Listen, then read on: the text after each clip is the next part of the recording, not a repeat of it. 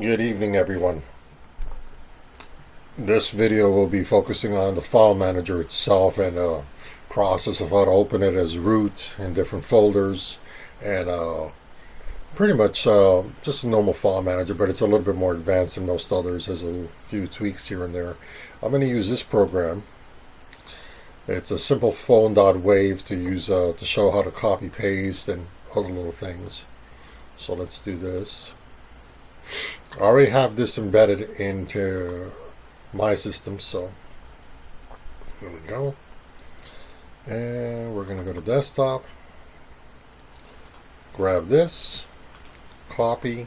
Now if it does crash, unfortunate, but it is a release candidate, so it is still in work in progress.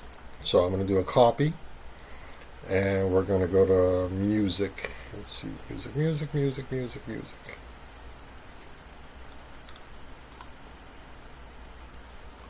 Oh, I never created music. Oh, media. No. Oh well. Oh, there it is, music. My bad. And I'll just do a paste. Confirms it. Now I could also do a delete of the original one. I'm going to do a delete here. Permanently deletes it. Renames it.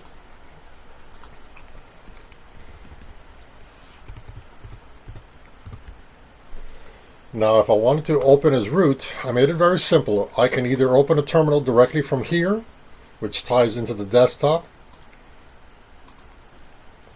Yeah. Or I can open a terminal directly from here. So in this case, I just want to open as root. Yeah, see? Open terminal as well. Music. For some reason it does that.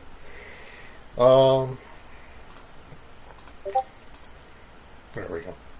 That's Fish. Fishman loves Linux, ladies and gentlemen. My dear friend and a good man. I love him very much. He's helping me. He's my tester for Echo OS, which is an advanced version of Storm OS. Very advanced version, considering it has all these new tools that I've added for it. But yeah, let's move this here. So when you actually, here, let me do that again.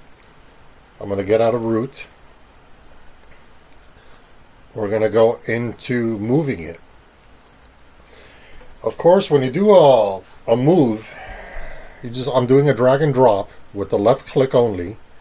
You can either replace the existing file, rename it, or apply to all conflicts. So I'm just going to rename it and then hit OK. See? Because there was already another one in there. Alright. And that's it for this video, guys. Take care.